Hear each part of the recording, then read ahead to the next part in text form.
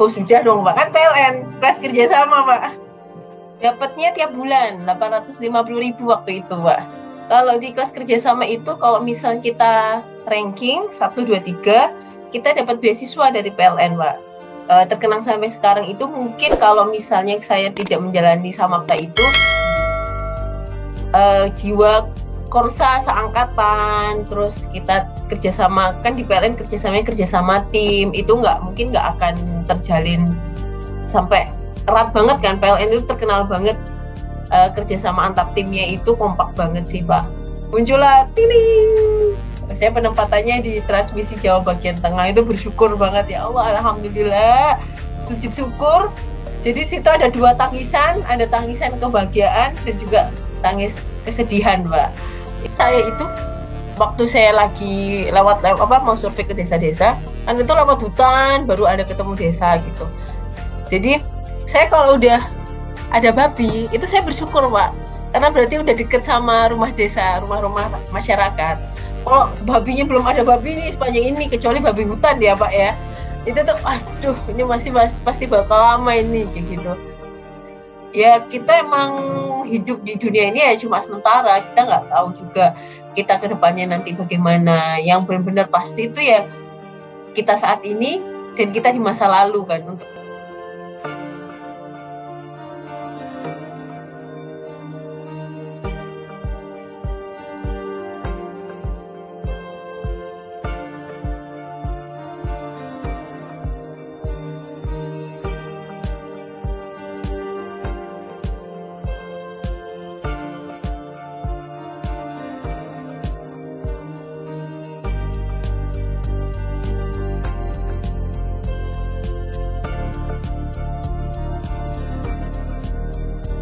Bismillahirrahmanirrahim. Assalamualaikum warahmatullahi wabarakatuh. Waalaikumsalam warahmatullahi wabarakatuh. Alhamdulillah, Jumat berkah hari ini, tanggal 17 September 2021. Setelah saya kemarin ke Makassar dengan Vivi, pengembangan talenta area 9. Beliau kantornya di Makassar. Nah, Jumat pagi ini saya langsung terbang ke Bogor, tapi secara virtual ya. Nah, saya ajak naik panggung Lung Tegur Sama bersama dengan Teteh, karena di Bogor saya panggil Teteh, Teteh Eta. Nah, Eta ini adanya di UPT Bogor, beliau berkarir di UPT Bogor. Dan juga Eta ini adalah volunteer Papua Terang, batch 2. Batch 2 ya, dan juga relawan tsunami waktu itu ya. Iya Pak, nah, di tahun yang sama. Ya, namanya juga panjang banget, biar nggak salah coba saya tampilkan CV atau biodata dari Teteh Eta.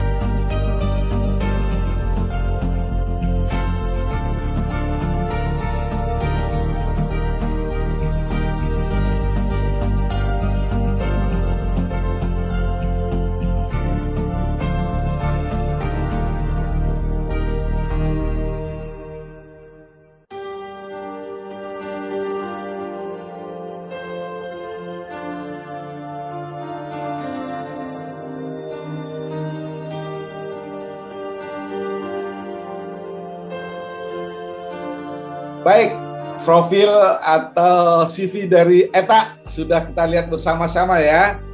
Nah, ntar beliau lah yang menceritakan dari CV ini. Mangga, Teteh Eta. Perkenalkan, nama saya Syafista Mareta Arum, bisa dipanggil Eta.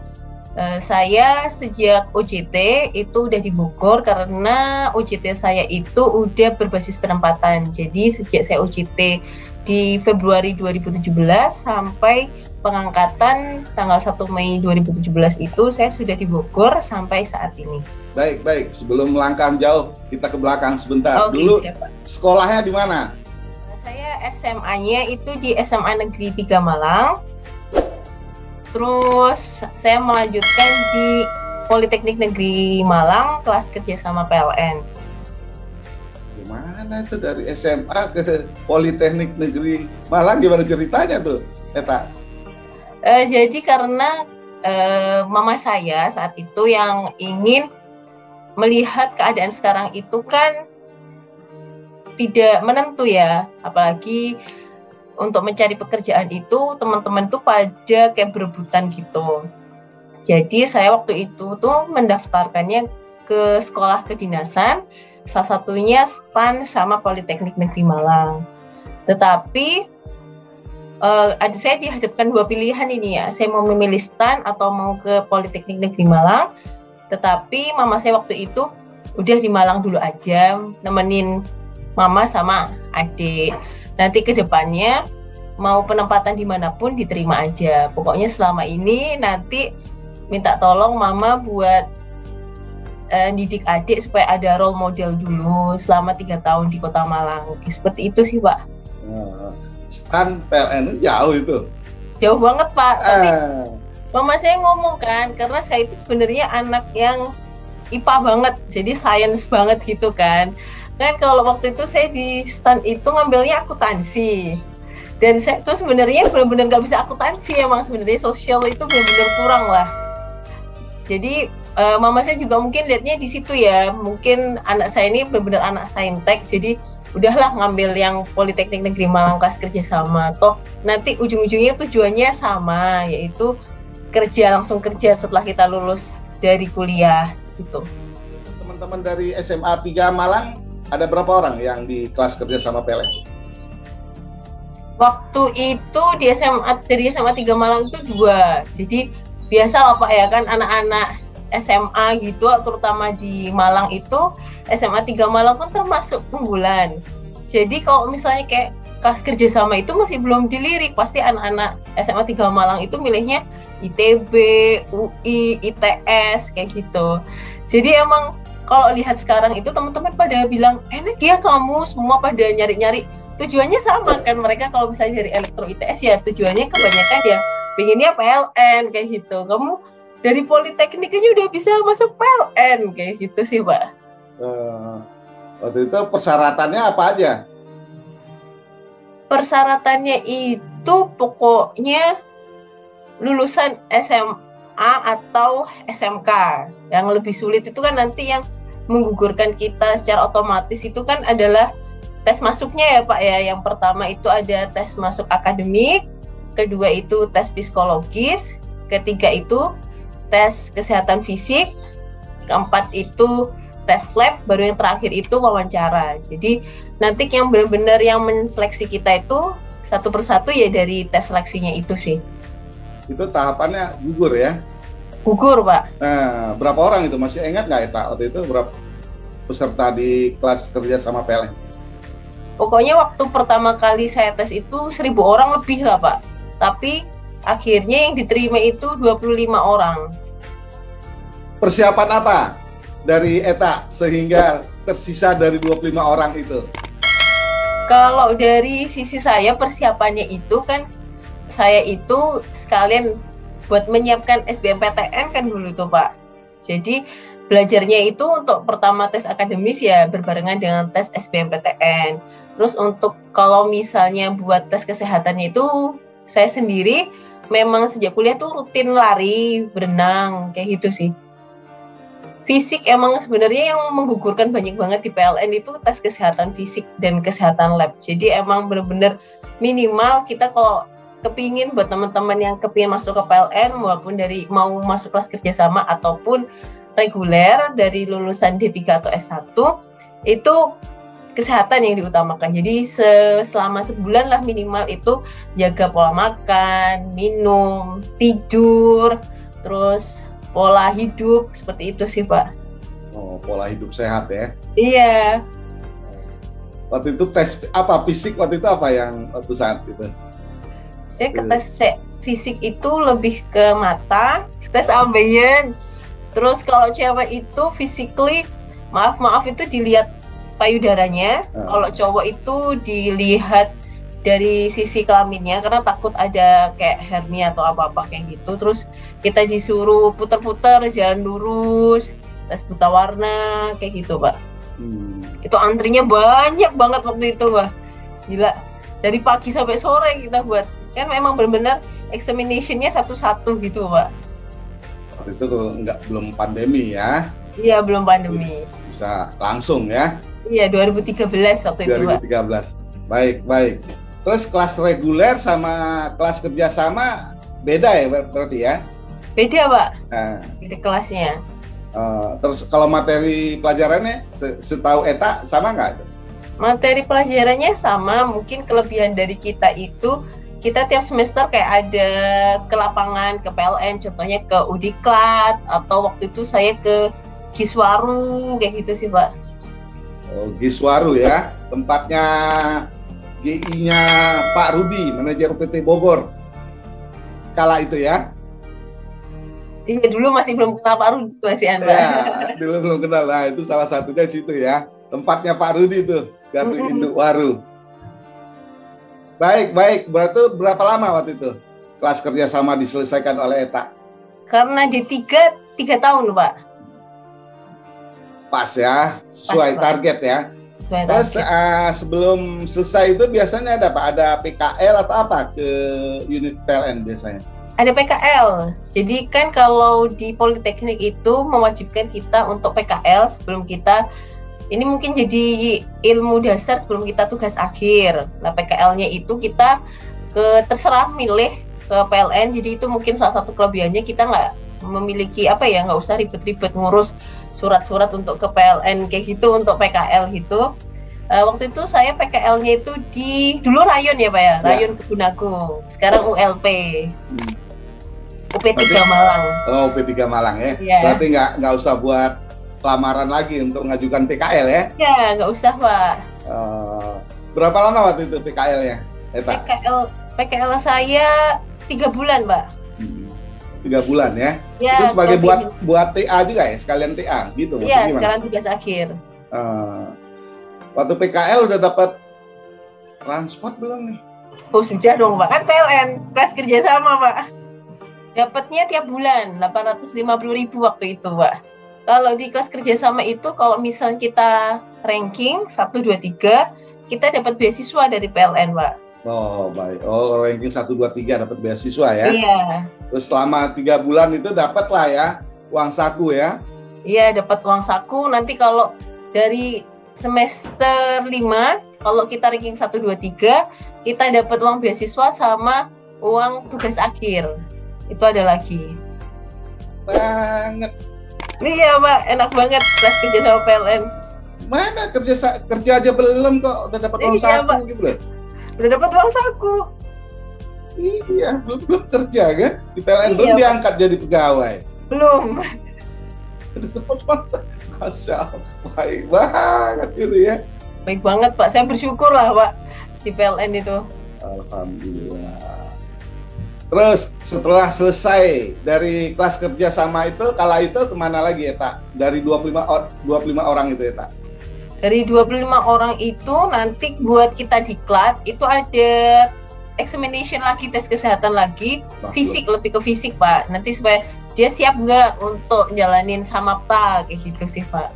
Tapi mereka dicap ya udah pasti mereka bakal masuk ke PLN, tapi nanti kita dilihat fisiknya dulu karena kan Samapta nggak semudah itu juga kan Pak. Oh, jadi menjelang Samapta dianu dulu ya? Iya. Kesehatan itu ya? Iya, tes kesehatan lagi Pak. Padahal walaupun 3 tahun yang lalu udah dites kan kesehatannya udah, kan? Udah Pak. Tapi nggak seperti di awal ya? Nggak seperti sedetail seperti di awal. Nah, karena mungkin PLN melihat 3 tahun perkembangan dari calon-calon pegawai PLN ya. Iya bener. Gimana Samaptaan itu waktu itu di mana ya, Tak? Saya sangat beruntung dapat Samapta di Pusdikpasus. Bandung kan jauh. Pertama kumpulnya itu di Surabaya dulu. Jadi campur antara saya sama teman-teman rekrutmen Surabaya. Oh, reguler ya? Iya, reguler. Oke. Terus nanti bareng-bareng ke Bandung, di Jawa Barat. Beli karcis nggak? Tiket gitu, naik bus gitu nggak? Oh, enggak, Pak. Langsung kumpul di Disjatim. Udah disediain bus di situ ya? Udah disediain, Pak. Sampai di Samaptaan, di Bandung itu, di Kopassus itu. Ngapain ya, Tak? Itu benar-benar 10 hari yang tidak ingin saya ulang, Pak, di situ. Tapi dikenang ya? Dikenang Pak. Oke. Apa tuh? Ngapain aja di situ 10 hari? Pokoknya saya waktu itu tinggalnya di Barak Rider, yang benar-benar kamarnya ini banyak banget, terus kasurnya tumpuk kayak gitu kan. Tapi pertama kita di cowok-cowoknya dilihat dulu rambutnya udah sesuai apa belum. Terus nggak boleh punya kumis sama jenggot kan, harus benar-benar botak pontos. Terus kita bikin difoto dulu buat bikin name tag OJT. Itu pertama kita masih santai-santai gitu kan. Kayak gitu. Malamnya Pak Jedar, langsung kita disuruh dibagiin tuh kan. Dibagiin peralatan buat kita samapta tuh, kayak misalnya teples, terus bajunya kayak gitu-gitu. Ada teman saya tuh Pak, mana cangkir gitu kan. Udah kita nunjukin cangkir gitu. Terus mana teples? Teples itu kan tempat minumnya. Tapi dia itu masih ngangkat cangkir Pak. Jadi itu tasnya itu ditendang Pak sama tentaranya. Kamu ini gimana? Gitu. Itu saya kaget banget. Gila sih. Terus ya pendidikan ada, ya fisik pasti, lari, terus makannya itu benar-benar harus dihabisin. Tapi bersyukurnya saya waktu itu kan kalau di Kopassus itu saya berbarengan sama calon perwira itu Pak, dari Angkatan Udara yang mau belajar terbang. Jadi makanan itu kalau di Kopassus itu bukan yang jijik-jijik gitu, bukan Pak. Kan biasanya kalau di tentara itu kan apa adanya gitu kan. Tapi kalau yang di Kopassus itu benar-benar yang makan ikan tongkol segede ini, pepaya, jadi benar-benar yang gizinya dijaga banget gitu Pak. Enak jadi makanannya. Baik, tadi pakaiannya pakai pertama kali gimana tuh? Lengkap tuh dari atas sampai bawah itu, sampai sepatu itu gimana? Pakai putih hitam gitu kan Pak, khas anak OJT. Terus nanti waktu sore gitu kita udah dibagi seragam, kita harus ganti pakai baju itu yang ala-ala anak samapta sama sepatu itu. Ada kesulitan nggak pakai itu? Awalnya sih kesulitan karena ribet kan Pak, ini gimana tata caranya harus sesuai dengan teman-teman tentara gitu. Tapi kelamaan itu kan jadi baju tidur kita tidur langsung pakai baju itu. Apel lagi senam pagi tidur kan cuma bentar gitu kalau samapta Pak. Oh jadi nggak dilepas ya bajunya ya? Lepas mungkin kalau mandi aja Pak. Kalau tidur nggak gitu juga, kecuali ya, sepatu mungkin ya. Iya, karena mungkin kalau kita takutnya nanti telat juga kan, Pak. Aduh. Berarti kalau telat ada penalti juga ya, ada denda ya, juga kali. Penalti. Dan kalau di sana kan jiwa korsanya tinggi banget kan. Jadi kalau yang salah satu itu semuanya yang kena dihukum semua. Itu benar-benar terkenang sih Pak, dikenang banget. Rame di situ waktu itu ya, ratusan kali ya? Ratusan, saya waktu itu 600 Pak. Masya Allah, bayangin 600 orang ya? Iya. Plus 10 hari terlewati, apa oleh-oleh dari kesamaptan itu bagi sosok Eta apa? Oleh-oleh mungkin yang terkenang sampai sekarang itu mungkin kalau misalnya saya tidak menjalani samapta itu, jiwa Korsa seangkatan, terus kita kerjasama kan di PLN kerjasama tim itu mungkin nggak akan terjalin sampai erat banget kan. PLN itu terkenal banget kerjasama antar timnya itu kompak banget sih Pak, itu sih. Baik, selesai itu kemana lagi Pak? Setelah itu saya perkenalan perusahaan di Depok. Di perkenalan perusahaan itu 10 hari juga kalau nggak salah, insya Allah Pak. Yang saya ingat itu Kadif Talenta waktu itu sih Pak, Pak Okto. Okto ya, beliau sekarang di salah satu dari direktur di Indonesia Power ya. Iya, di Indonesia Power. Itu benar-benar inspiratif banget sih kalau Pak Okto itu. Baik, ntar akan saya sampaikan ke beliau video ini. Oh iya Pak. Ya, ada salam apa Anda disampaikan buat Pak Okto? Sosok Bapak itu orang yang benar-benar basicnya technically banget gitu, tapi dia bisa membaca karakter manusia dan itu butuh belajar, tidak hanya lewat buku juga, tapi juga kita harus bertatap muka dengan banyak orang. Itu benar-benar saya salut dengan Bapak sih, dengan Pak Okto. Baik, terima kasih. Ntar videonya saya sampaikan ke beliau. Oke Pak. Setelah 10 hari kemana lagi ya, Tak? 10 hari terus kita itu ke Udiklat Semarang disusun mau dia penempatannya transmisi, distribusi atau project. Nah, kita dapat di transmisi ya? Iya, di transmisi di Semarang. Di PDL, sekarang UPDL lah ya, UPDL ya, Semarang. UPDL. Terus berapa lama? 3 bulan di situ? 60 hari. 60 hari. Iya, 60 hari. Berarti siswa sejati di situ ya? Biasanya kan cuma kalau di biasa mungkin cuma seminggu itu 60 hari. Kenal berarti semuanya itu? Kenalin. Komplek-komplek itu apa semua ya? Iya, kenal, Pak. Berarti di situ udah 60 hari udah dapat lagi uang sakunya ya? Itu kalau kita semenjak kita dari Samapta, itu kita udah dapat uang saku dari PLN sih, Pak. Berapa tadi? 60 hari ya? 60 hari. Apa aja? Pelajaran apa? Sama nggak pelajaran yang dapat waktu kuliah dulu? Beda banget, Pak. 180 derajat. Oh, kalau dulu mungkin covernya aja ya? Cover, ya, Nah, Pak. sekarang di dalamnya ya? Iya, benar. Apa yang didapat di UPDL Semarang kala itu apa aja ya? Waktu itu belajar tentang K3 pasti itu basic, terus pengoperasian gardu induk, terus analisa sistem tenaga. Waktu itu wah susah banget itu, saya ingat banget itu pelajaran paling susah. Terus habis itu ada belajar tentang pembangkit. Terus dasarnya itu sih, Pak. Seingat saya ya itu sih. Pengoperasian gardu induk, pembangkit. Oh, gitu. Baik, terakhir di UPDL Semarang baru dikasih tahu ya, biasa OJT di mana gitu ya biasanya? Iya, terakhirnya baru ketahuan OJT di mana. Nah, dan mungkin gimana tuh? Malam apa waktu itu? Pengumumannya itu kapan? Pengumumannya waktu itu siang kalau saya, Pak. Dikumpulkan semuanya? Semua di aula UPDL itu. Boleh. Gimana suasana waktu itu? Bisa dilaporkan? Wah, suasananya deg-degan, Pak. Apalagi kan angkatan saya itu OJT udah berbasis penempatan kan. Jadi kita OJT di mana itu menentukan masa depan kita gitu. Wah, saya tuh deg-degan banget itu, ya Allah. Saya tuh semoga saya dapat di Jawa gitu kan, walaupun udah berjanji siap ditempatkan di mana saja, tapi kan masih tetap pingin di Jawa kan, Pak. Terus muncullah tiling. Saya penempatannya di transmisi Jawa bagian tengah, itu bersyukur banget, ya Allah, alhamdulillah, sujud syukur. Jadi situ ada 2 tangisan, ada tangisan kebahagiaan dan juga tangis kesedihan, Pak.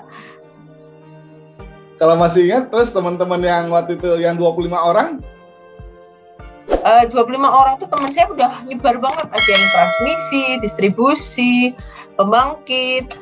Tapi rata-rata teman dari 25 orang itu kan ada sekitar 18 yang ikut 56. Itu yang keluar Jawa itu cuma 1, Pak. Sisanya di Jawa karena transmisi mereka kebanyakan. Ada yang distribusi tetap tapi di Cikupa gitu. Nah, teman-teman saya yang di angkatan 57 itu mulai yang kebanyakan ke luar Jawa. Kayak di Ambon, terus habis itu kayak ada di Kendari gitu sih, Pak. Baik, terus lapor nggak ke orang tua ya? Penempatan di transmisi Jawa bagian tengah? Iya. Ada komen orang tua? Alhamdulillah, disyukuri. Mau gimana-gimana masih bisa pulang. Banyak pilihan alat transportasi, kayak gitu sih, Pak. Itu doa orang tua itu. Iya, doa orang tua itu, Pak.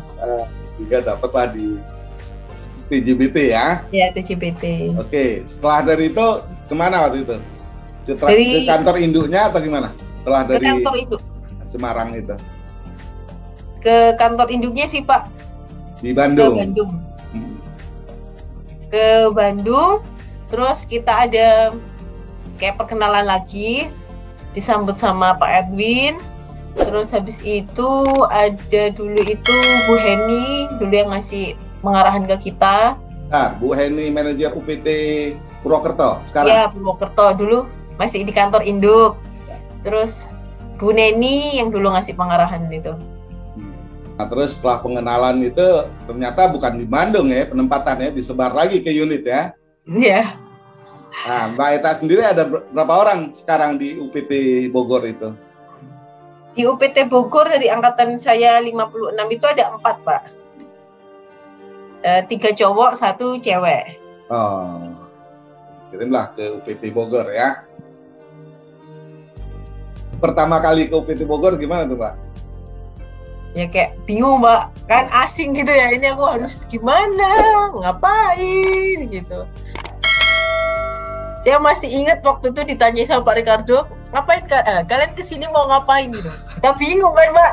Wah, anak OJT ditanya kayak gitu, kita mau ngapain, kita juga nggak tahu. Oh, kala itu Pak Ricardo masih manajer UPT Bogor ya? Iya, masih UPT Bogor, Pak. Nah, terus jawabnya apa dong, Wil? Mau ngapain ini? Eta ngari. Ya kita jawab, kita mau OJT, Pak, di sini. Oh, OJT. Iya. Terus hari-hari selama OJT itu Eta di mana? Penempatannya di apa? Saya penempatannya pertama kali itu saya ikut proteksi karena mikirnya saya cewek gitu kan, Pak. Tapi saya sering ikut HRGI, pemeliharaan gardu induk. Waktu saya kepingin tahu tentang pemeliharaan jaringan itu sama teman-teman, nggak usah lah, susah kalau di jaringan itu. Dari segi medannya itu bukan woman friendly juga kan, Pak, ke tower-tower. Jadi saya lebih fokusnya ke HRGI, terus sedikit proteksi. Itu sih, Pak. Ikut ke lapangan yang teman-teman yang kerja tiap hari, weekend tetap kerja, kayak gitu. Pakaian? Berpak. Berpak ya. Iya. Oh, jadi walaupun hari-hari libur mereka tetap itu ya? Iya. Tetap kerja ya, ngikut waktu itu ya? Iya, tetap ikut, Pak. Nggak apa ya, selain kan itu mayoritas mungkin laki-laki ya?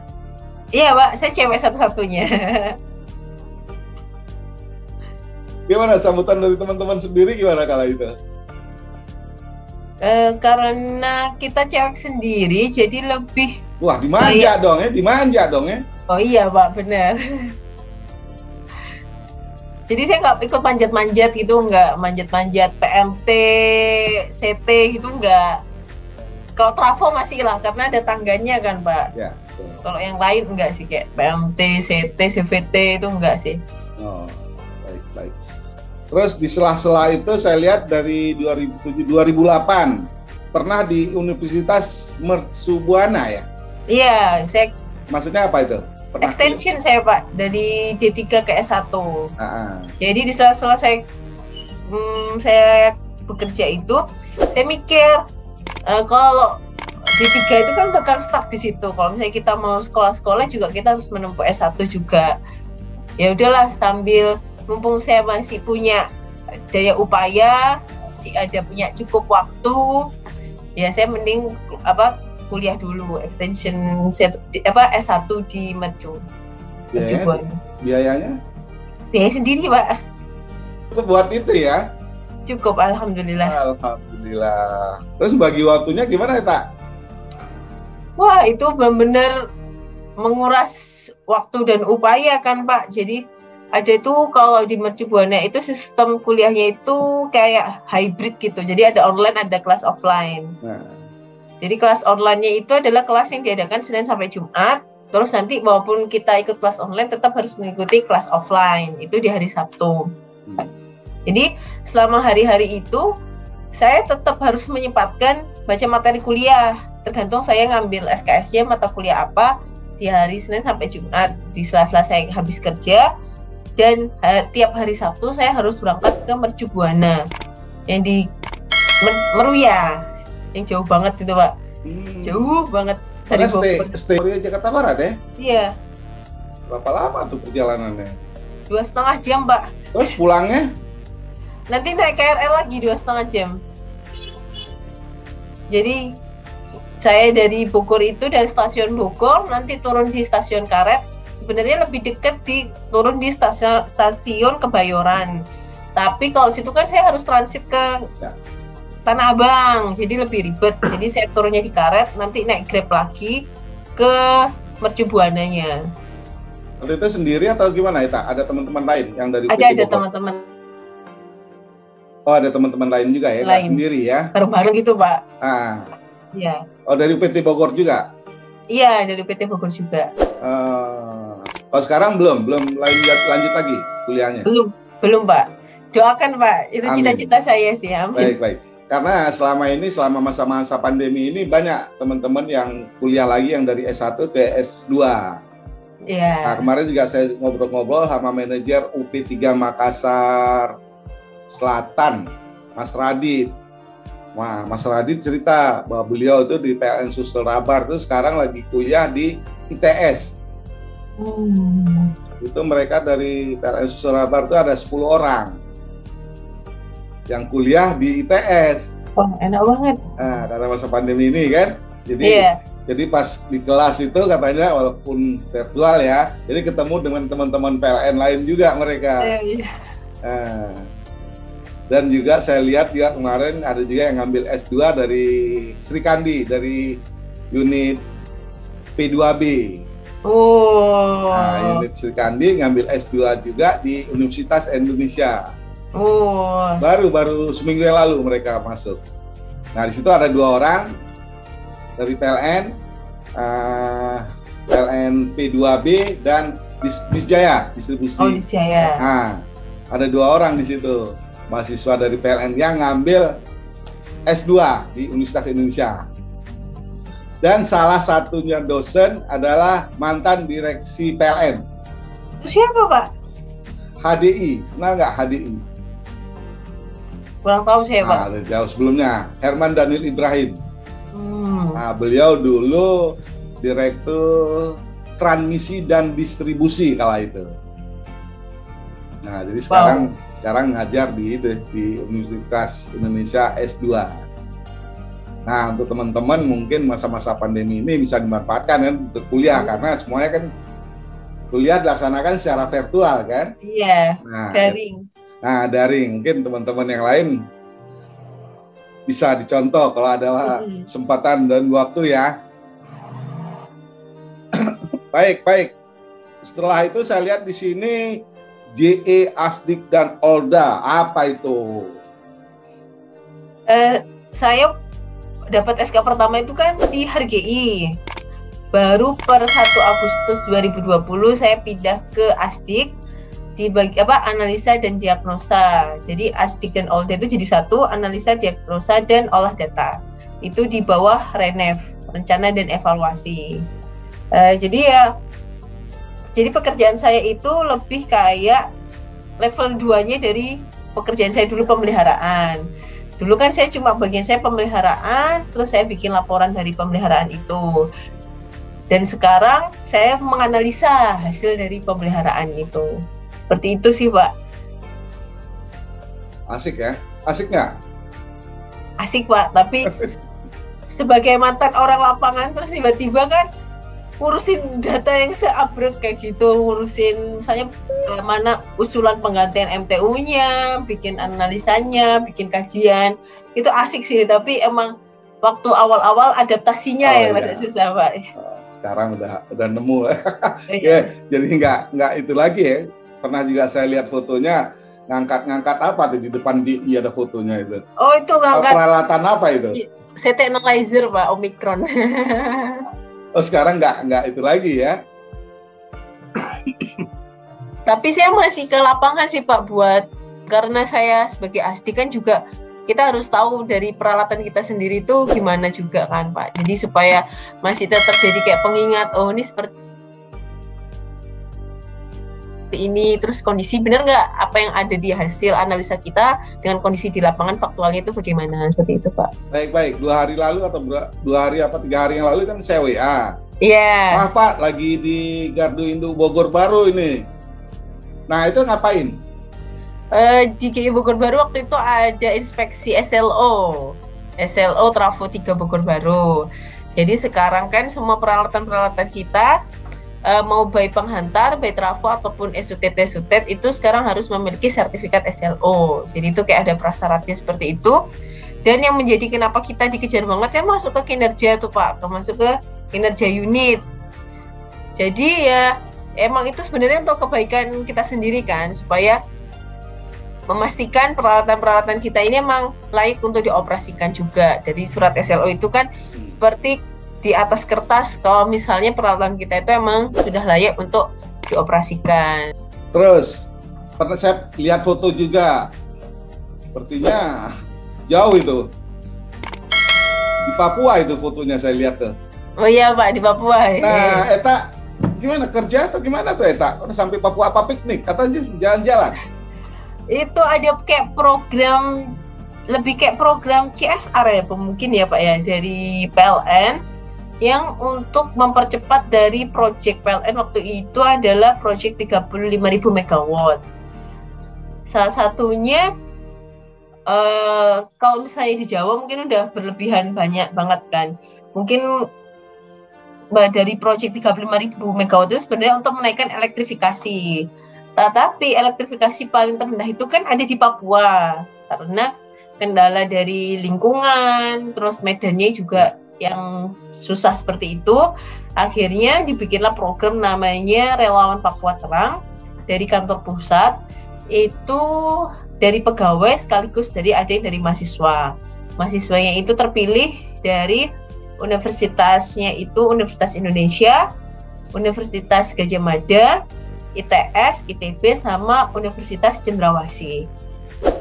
Untuk pegawainya waktu itu kita dipersyaratkan pertama ada boleh untuk pergi ke Papua itu dari atasan kita, atasan langsung maupun atasan utama ya, MUPT waktu itu saya, sama dari orang tua, wali pokoknya, mau orang tua, suami, atau siapa walinya pada saat itu diperbolehkan, karena meyakinkan keadaan kita tuh sehat walafiat. Kan memang medannya setelah ke sana memang tidak mudah juga apa yang kita hadapi waktu itu sih Pak. Di sana ngapain Mbak Eta? Kan belum pernah berarti ya? Belum. Nah, walaupun hobinya traveling, tapi belum pernah ke Papua ya? Belum pernah ke Papua. Gimana pertamanya melangkah sampai kaki di sana gimana tuh Mbak Eta ngelihatnya Papua sendiri? Waktu itu kemana? Ke daerah mana waktu di Papua? Waktu itu pertama ke Jayapura, ke Sentani, sama ke Pegunungan Bintang, distrik Bime. Itu kalau Jayapura mungkin bandaranya itu kan dia di pinggir Danau Sentani tuh, wah itu bagus banget. Terus daerahnya Papua itu lebih seperti kayak pegunungan seperti itu kan Pak, kayak barisan pegunungan. Kota Jayapuranya sendiri itu walaupun dia ada di dataran rendah, tapi untuk menuju ke sana aja kita tuh kayak harus turun dari bukit gitu kalau dari bandara.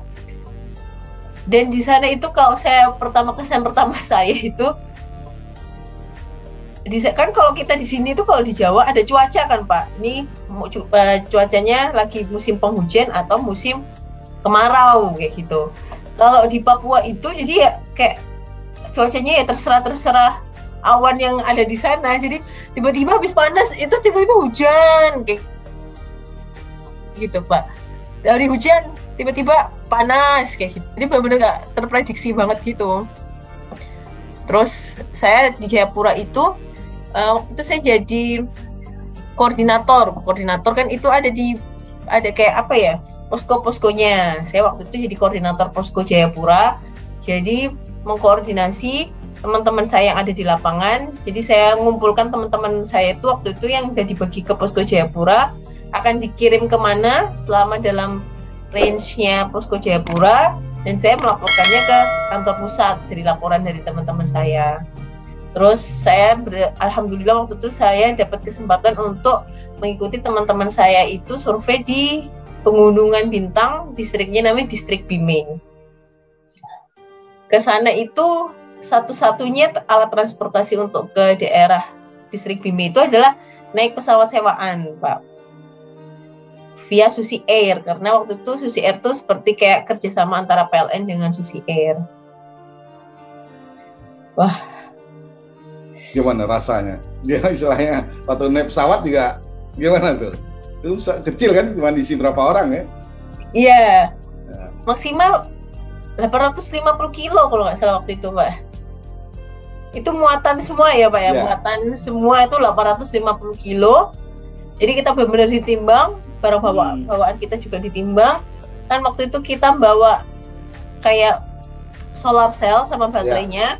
Kayak kita dibekalin itu buat sama kita di pedalaman itu.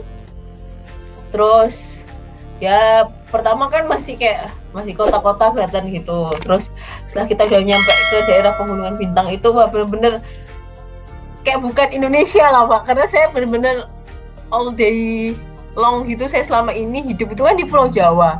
Itu bener-bener kayak pohon, bintang, bener-bener kayak Amazon gitu Pak. Itu bener-bener luar biasa banget sih buat saya. Terus selama di pedalaman berapa lama itu? Saya di pedalaman 10 hari Pak. 10 hari di distrik Bime. Itu di distrik Bime itu pertama saya datang disambut lah, karena mungkin lihatnya asing ya, lihat saya gitu. Dan teman-teman saya waktu itu ada satu tim itu kita PLN-nya itu ada 3, itu ber-8, sisanya itu mahasiswa. Kita disambut tuh dikerubungin orang-orang gitu kan. Terus mereka itu benar-benar bahasanya asing banget lah, beda banget. Kan kalau di Indonesia kebanyakan itu walaupun setiap suku itu memiliki bahasanya masing-masing, terkadang kita masih mengerti kan Pak, karena mungkin disadur dari bahasa Melayu atau bagaimana. Kalau itu benar-benar bahasanya beda banget, jadi mirip kayak itu Pak. The God Must Be Crazy, yang film yang orang di pedalaman Afrika itu mirip banget kondisinya, itu seperti kayak gitu. Terus tapi hebatnya selama saya survei ke desa-desa di distrik Bime itu, hebatnya adalah mereka di sana itu bisa bahasa Indonesia, Pak. Siapapun di situ, itu tuh bisa bahasa Indonesia. Itu yang saya heran. Karena saya sendiri aja di Jawa, kalau misalnya udah di pedalamannya kayak di kaki gunung atau di desa, terkadang kan mereka itu, beliau-beliau itu yang sudah sepuh itu nggak bisa bahasa Indonesia kan, Pak. Mereka ini di pedalaman, semuanya itu bisa bahasa Indonesia. Itu yang saya salut banget, Pak. Makanya waktu ngajak foto nggak masalah ngomongnya ya? Iya, nggak masalah, tetap pakai bahasa Indonesia walaupun mereka sedikit kaku gitu.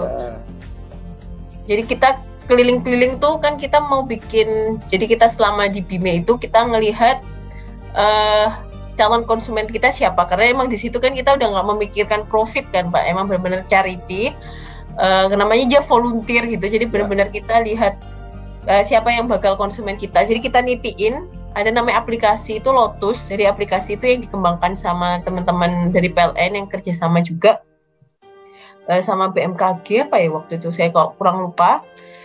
Terus habis itu kita dititik-titik-titiin tuh teman-teman rumah warganya di mana.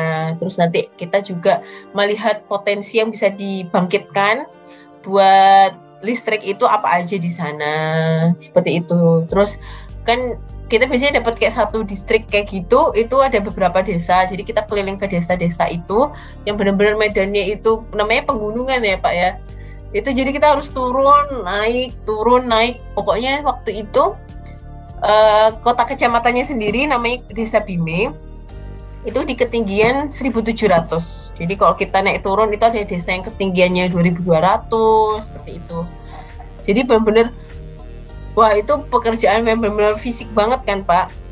Dan di sana mayoritas Kristen agamanya. Jadi emang ada babi di mana-mana, anjing di mana-mana. Oh iya, di Papua itu tuh babi itu berharga banget Pak.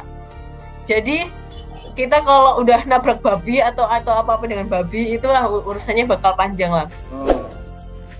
Jadi tapi saya itu waktu saya lagi mau survei ke desa-desa, kan itu lewat hutan baru ada ketemu desa gitu. Jadi saya kalau udah ada babi itu saya bersyukur Pak, karena berarti udah deket sama rumah desa, rumah-rumah masyarakat. Kalau babinya belum ada babi ini sepanjang ini, kecuali babi hutan ya Pak ya, itu tuh aduh ini pasti bakal lama ini kayak gitu. Hal yang berkesan buat saya itu adalah saya ditanyain sama orang-orang di sana, kakak gitu, apakah kakak tidak gerah kayak gitu, karena saya pakai kerudung kan Pak, saya kerudung terus pakai baju tertutup gitu. Kenapa kakak tidak gerah pakai penutup kepala gitu? Ya saya menjelaskan bahwa agama saya Muslim, agama saya Islam, jadi saya mengharuskan untuk memakai kerudung. Jadi cara berpakaian wanita muslim itu seperti saya, dan karena saya sudah terbiasa, jadi ya saya sudah tidak merasakan gerah yang seperti apa kakak-kakak pikirkan. Oh, seperti itu ya kakak. Jadi sebenarnya apa ya, mereka tuh kayak orang-orang Papua itu polos banget gitu loh Pak, dan pikiran mereka itu jernih, mereka tuh baik banget. Mereka itu kalau misalnya cinta ke Indonesia tuh mereka cinta banget ke Indonesia, mungkin melebihi cinta-cinta orang-orang yang ada di Pulau Jawa gitu Pak. Dan itu benar-benar ditunjukkan dengan kegiatan mereka sehari-hari, bukan asal aku cinta Indonesia, bukan dari segi ucapan atau bagaimana, tapi memang benar-benar dari ucapan mereka sehari-hari, dan toleransi mereka ke orang yang berbeda dari mereka itu benar-benar tinggi. Wah, itu saya benar-benar kayak, wah, ini yang jarang kita lihat di media manapun ya. Emang benar-benar saya bersyukur saya bisa mengetahui itu langsung sampai ke pedalaman kayak gitu Pak. Masya Allah. Berarti selama berapa bulan di sana, Eta? Kalau di Papuanya 1 bulan, tapi saya di distrik Bime itu 10 hari Pak. Baik. Berarti sesuai sama hobinya ya, traveling ya? Iya Pak. Nggak diajarin aerobik teman-teman di sana waktu itu? Oh enggak Pak. Ini salah satunya hobinya aerobik. Iya. Musik. Ya, apalagi hobinya apalagi nih? Sebenarnya saya tuh hobi yang membuat saya tetap bergerak kayak gitu Pak. Iya. Hobinya bergerak semua ini ya. Oh iya. Baik. Terus sepulang berarti setelah itu baru kembali masing-masing ke unit, setelah dari Papua kembali masing-masing ke unit ya, Eta? Iya. Benar Pak, kembali ke unit masing-masing. Waktu itu sebelum saya balik ke unit masing-masing itu ada berita tentang tsunami di Palu. Nah, jadi saya benar-benar kayak andaikan saya punya kesempatan itu saya juga kepingin juga, saya ingin membantu teman-teman saya di Palu. Gitu. Tapi ya saya dapat kesempatannya di Papua, ya saya harus menjalankan tugas saya sebagai volunteer di sana sebaik mungkin. Dan akhirnya ada teman-teman saya juga dari UPT Bogor kan yang akhirnya juga berangkat ke Palu juga sih. Oh ya, di Palu ya, termasuk ya, Pak GM Edwin waktu itu juga ke sana. Nah, jadi saya ingat di Palu ini, ingat waktu itu juga Pak Edwin membagi SK penempatan di sana waktu untuk pegawai ya. Salah satunya manajer bagian PDKB UPT Purwokerto, Mas Dendi. Waktu itu beliau juga jadi relawan di Palu. Jadi sebelum pulang, Mas Randy ini dapat SK. Dia pikir penempatan untuk di Palu. Ternyata beliau penempatan di manajer bagian UPT Purwokerto. Jadi ada beberapa orang teman-teman dari TJBT waktu itu yang dikasih SK penempatan oleh GM waktu itu Pak Edwin. Nah, jadi Pak Edwin itu waktu itu tidurnya bukan di hotel, bukan di mes, tapi di gardu induk bersama relawan teman-teman TJBT waktu itu. Jadi ada beberapa relawan yang udah saya silaturahmi virtual, banyak cerita lah. Iya. Gitu. Mungkin baik. Itu jadi kelebihan Pak Edwin ya Pak. Ya. Kalau saya lihatnya Pak Edwin tuh jiwa sosialnya tinggi banget sih. Kayak tsunami Palu, dia bapaknya yang gercep, terus ya kita harus kasih relawan, terus kayak tsunami TJBB, bapaknya yang gercep. Ayo kita, pegawai kita beberapa yang kita perbantukan untuk di TJBB itu sih. Pak Edwin tuh jiwa sosialnya tinggi, dan saya kagetnya itu adalah Pak Edwin itu hafal tiap-tiap anak buahnya walaupun nggak hafal namanya, cuma kamu yang dari Bogor itu ya, kamu yang dari sini ya, kayak gitu Pak. Itu yang saya, wah ini benar-benar Pak Edwin ini care terhadap anak buahnya masing-masing sih. Iya, pas waktu itu juga Pak Rudi juga relawan juga kan, relawan di Palu juga kan Pak Rudi itu, manajer UPT Bogor itu. Iya. Nah kemarin juga beliau cerita tidurnya juga sebelah sama Pak GM tuh di gardu induk itu. Ceritanya waktu itu cerita Pak Rudi, malam ini makan apa, mie goreng, besok mie juga tapi mie rebus, jadi kan beda katanya. 2018 ya, jadi musibah juga ya di tsunami waktu itu ya. Iya. Di Selat Sunda. Selat Sunda. Nah, itu tahun terbaik waktu itu teman-teman dari TJBB ya. Nah, gimana hadir Eta sebagai relawan waktu itu? Waktu saya hadir, pertama mungkin siapa ini dari teman-teman UPT Bogor yang mau jadi relawan TJBB, udah siapa yang mau, pokoknya kayak datang aja dulu, kita lihat kumpul dulu ke UPT Cawang kayak gitu. Dan benar-benar ketemu saya. Iya, ketemu sama Pak Muhar waktu itu di UPT Cawang. Ya, lalu. Terus kan masih belum jelas juga kan Pak waktu itu nih skemanya bagaimana, yang menjadi korban siapa aja, yang akhirnya mungkin di sana itu akhirnya dibagi tim terlebih dahulu, mana yang mau kemana kayak gitu. Dan nanti akhirnya kan kita sampai malam di sana karena belum terlalu mendapatkan kejelasan juga, akhirnya kita disuruh balik dulu. Jadi nanti dilihat dulu nanti mana yang mau berangkat ke UPT masing-masing, ULTG masing-masing, karena emang korbannya innalillahi wa inna ilaihi raji'un itu banyak banget dari teman-teman kita TJBB, karena saat kejadian tersebut itu kan berbarengan ada catering, family gathering juga di sana. Jadi ya benar-benar waktu itu suasananya emang benar-benar kelabu banget gitu kan, sedih banget, dalam keadaan bersedih. Terus sudah sampai malam belum ada kejelasan, akhirnya besoknya udah dibagi tim tuh. Saya mendapatkan kesempatan di ULTG Tangsel, Tangerang Selatan. Terus habis itu ya mereka minta tolong ya bantuannya. Jadi kayak teman-teman kita juga ya biasanya kalau ada pekerjaan pemeliharaan ya ikut pekerjaan pemeliharaan, udah seperti pegawai ULTG sana, tapi digilir waktu itu seminggu gitu Pak. Dan saya waktu itu benar-benar kerasa itu, saya itu kan waktu itu ngewakilin dari YBM, Yayasan Baitul Mal, dari UPT Bogor itu nganterin bantuan ke daerah, pokoknya daerah Ujung Kulon, dekat Ujung Kulon itu Pak. Itu kayak ada poskonya PLN buat bantuan tsunami Selat Sunda, itu benar-benar kayak rumah-rumah penduduk itu udah rata. Terus habis itu kayak ada teman-teman cerita waktu awal pertama kali itu udah banyak manusia-manusia yang kayak tergeletak, udah kayak gitu kan. Jadi terus jalannya waktu itu juga aksesnya banyak yang terputus juga. Jadi kayak saya semakin ya kita emang hidup di dunia ini ya cuma sementara, kita nggak tahu juga kita ke depannya nanti bagaimana. Yang benar-benar pasti itu ya kita saat ini dan kita di masa lalu kan. Untuk kita di masa depan benar-benar kita nggak tahu nasib kita nanti itu bagaimana. Itu benar-benar kayak ya salah satu kenapa saya suka ikut kegiatan volunteer itu ya supaya kita mengingatkan kita, kamu itu tuh nggak ada apa-apanya kayak gitu tuh Pak. Jadi lebih ke reminder saya sendiri, dan juga kita tuh nggak bisa hidup sendiri, tetap butuh bantuan orang lain. Itu salah satu kenapa saya kepingin terus ikut kegiatan volunteer, jadi relawan. Selama saya masih ada waktu, tenaga, dan benar-benar saya pikir tidak akan mengganggu pekerjaan saya sebagai pegawai PLN. Selama saya bisa ya saya bakal ikut gitu Pak.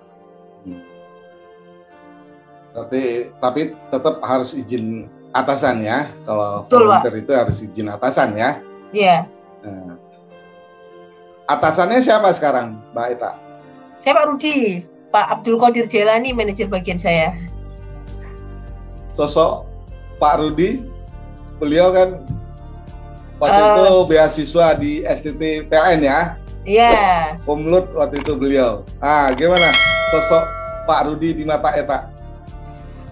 Sosok Pak Rudi di mata saya itu beliau orang yang smart, terus habis itu beliau itu suka bercanda gitu kan. Jadi ya pintar membawa suasana supaya menjadi tidak nggak mencekam sedikit kalau ada acara formal gitu supaya nggak tegang-tegang banget ya, bapaknya mengeluarkan candaan-candaannya humoris seperti itu Pak. Nah, apalagi beliau memang dari dasar ya. Iya. Dari operator dulu kan. Iya, dari operator. Sampai dapat beasiswa. Waktu itu juga terhenyuh juga saya waktu itu kala beliau cerita. Beliau minta kuliah sama orang tuanya. Tapi orang tuanya nggak ada biaya. Akhirnya ibunya mengeluarkanlah rangkaian kata-katanya. Kamu ntar akan dibiayain oleh negara kuliahnya. Masya Allah. Akhirnya benar kan? Beliau dapat biaya kuliah gratis di STT PLN dengan hasil cum laude. Hebat Pak Rudi ya. Mungkin juga bisa diikuti oleh teman-teman yang lain ya. Iya benar. Sosok perjalanan yang inspiratif sekali Pak Rudi ini.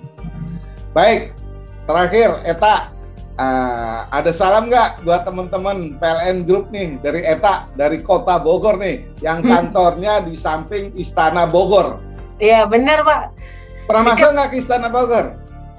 Belum pernah masuk Pak. Kebun Raya yang pernah. Oh, gitu. Berarti kan tetanggaan kan sama istana kan kantornya? Iya kan? Tetanggaan Pak. Jadi kalau naik di lantai 2 kelihatan istananya ya? Kok lihat di pinggir jalan sih kelihatan Pak. Baik, Eta Putri dari Malang ini ada yang disampaikan buat teman-teman PLN Group? Mungkin cuma beberapa bagi saya saran buat salam lah. Nih salam buat teman-teman. Tetap integritas kita terhadap PLN. Kita bersyukur kita masih di PLN di dalam keadaan pandemi seperti ini. Kita masih stabil, alhamdulillah, disyukuri.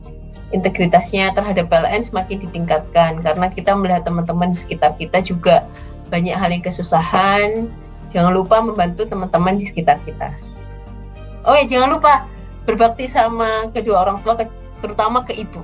Baik, kedua orang tua. Coba cerita, nama tadi itu kan panjang sekali. Saya aja nggak bacanya itu. Karena menyebutkan orang tua, bisa cerita nggak sendiri? Sah, bla bla bla bla, namanya gimana Teta? Syekh itu raja dari bahasa Persia, artinya raja. Terus Afriska itu yang memiliki rezeki. Jadi raja yang memiliki rezeki. Itu mama saya yang ngasih nama. Terus bapak saya itu ngasih nama Mareta Arum. Mareta itu karena saya lahir di bulan Maret. Kalau Arum itu bapak saya waktu saya lahir, bapak saya itu ngerjain proyek rumah di desa di Malang, itu namanya Banjararum. Jadi kenapa nama saya itu Syekh Afriska Mareta Arum. Berarti nggak ada campur nenek waktu itu ya? Kalau ada campur nenek, namanya nambah lagi tuh ya? Nambah panjang lah. Demikian silaturahmi virtual hari ini, hari Jumat tanggal 17 September 2021 dengan Eta dengan nama panjang Syekh Afriska Mareta Arum. Wabillahi taufiq wal hidayah. Wassalamualaikum warahmatullahi wabarakatuh. Waalaikumsalam warahmatullahi wabarakatuh. Makasih ya. Makasih juga Pak. Nah, salam buat teman-teman, khususnya wabil khusus buat Akang Rudi. Oh iya Pak, makasih banyak.